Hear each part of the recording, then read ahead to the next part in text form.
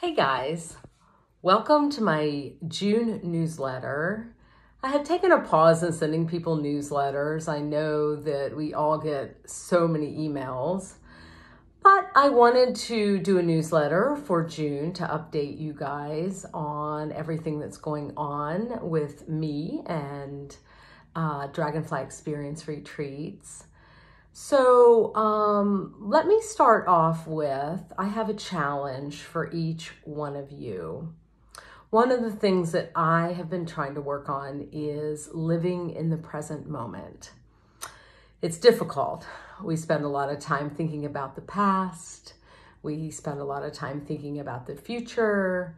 And how many times have you thought about a conversation that you had with somebody, and it might not have been the best conversation, and you just replay that conversation over and over and over in your mind, and you think about what you should have said or could have said or would have said, and why is that conversation so upsetting to you? Or do we ever think about a difficult conversation or a conversation that we're getting ready to have with somebody? And we rehearse that conversation in our mind over and over and over again. And by the sheer nature of doing that, it prevents us from being in the present moment. It anchors us strongly into the past, and it also anchors us into the future, which has not even happened yet.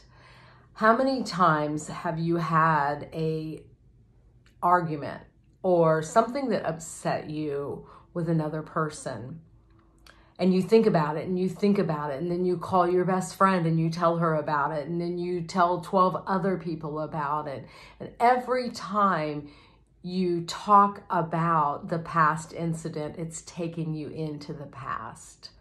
So my challenge for you is, my friends, for the next week, I would like for you to try and think about being in the present moment. If you have to talk to somebody and have a difficult conversation or whatever it is, don't worry about it. Just allow the conversation and the interaction to happen naturally between the two of you. And if you leave that conversation with things that you should have said, would have said, could have said, it's okay. Think about it. And then you could go back to that person and say, oh, conversation didn't really go like I wanted it to go. And here's what I really should have said or wished I had said. But don't waste precious time and energy putting it into a conversation that is in the future, because you never know. If you put all your energy into how you think the conversation's going to go, maybe it'll go that way. But if you don't put any energy into it, maybe it will go in a different direction. And the same thing goes with past conversations. The past is over. It's gone. So if you have a conversation with somebody and it bothers you and you have to think about it over and over again, I recommend writing it down. Maybe not the whole conversation, but write it down. Write down the highlight things that upset you about that conversation, and then let it go. Throw it away, let it go, and move on. And if there's something you need to say to this person, that's okay after the fact.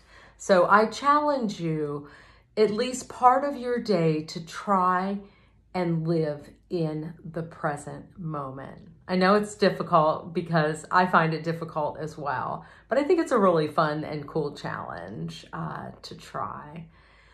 So I wanted to talk a little bit about what's happening with me. I had an awesome retreat. Those of you that are alumni, I know this video is going out to all of my clients. But those of you that were with me in April, we had an awesome retreat at Elohe. The weather was absolutely stunning. It was beautiful. I have another retreat coming up in October back at Elohe, and that retreat is already sold out with alumni.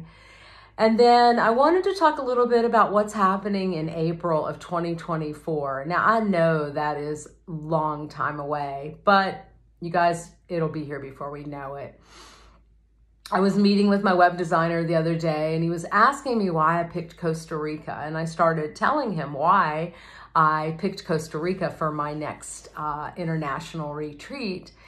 And he said, wow, you should tell people that. And I thought, okay, I will. He had also suggested I connect with you during doing a video, which I really like, being able to talk to each one of you through the newsletter. So why did I pick Costa Rica? I just did a video for Instagram.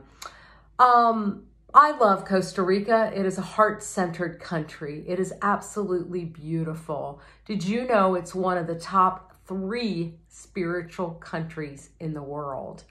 It's small in nature, but it's very spread out. And it has been run by a woman for years and years in authority. They do not have an army. They do not believe that they need to have an army. They have never entered in combat. They grow a lot of their own foods and beautiful fruits and vegetables and coffee beans.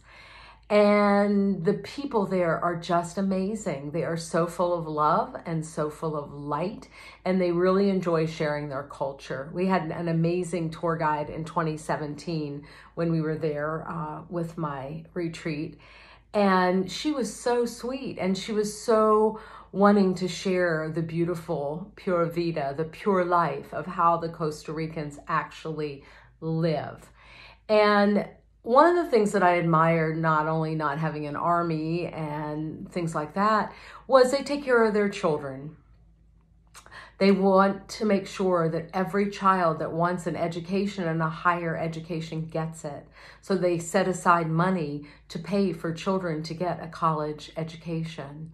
They also take care of their elderly. She drove us past a place that was a lot of housing for elderly people.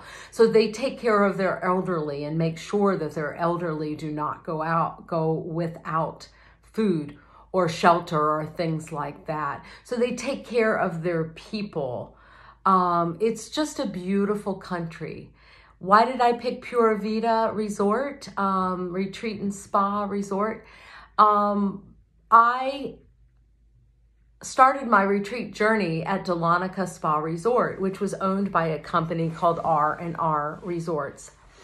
I won't make this too long, but the lady that owned R&R Resorts, Pauline, she now is in the spirit world, bought this beautiful property in Costa Rica many, many years ago that she and her husband lived on.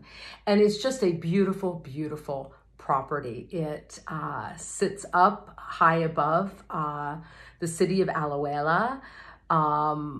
It is about a half an hour from the airport. So you get off the plane and you're there and your retreat starts. There are other retreat centers that are more on the water and closer and in the jungle, but I like the idea of arriving and being able to start the retreat, not having to take another 4-hour bus or transportation to a different location. It's also a great jumping off point to go to daily tours and things like that. We went to see a waterfall. We hiked La Paz waterfalls. We saw butterfly gardens. We went to coffee plantations and things like that.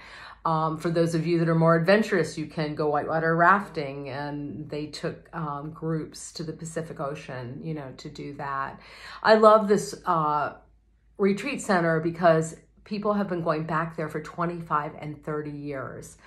It has unfortunately had the city grow up around it. So sometimes you're not, you know, in this quiet, remote location in the jungle with monkeys running around and things like that. But they have a beautiful spa there, and they have amazing spa treatments and things like that. So if you are interested in the Costa Rica retreat, please reach out to me and let me know if I can give you more information. But I just wanted to connect with you all. Those of you that are my mediumship clients and readings and things like that, taken a little bit of time off in April, and I've worked a little bit in May, but I'm taking a lot of time in June for self-study. I will be going to Ontario the last week of June to study with 3 Arthur Findlay tutors from England. So I'm really excited about that, but I will be offering a special in July, so stay posted. I will send everybody out an email note. And I hope everybody has a magical day. So if you've gotten to this far in the video, thank you so much for listening. And I really appreciate and I value all of my friends and clients, and alumni, and people that support me. So thank you all, and take care.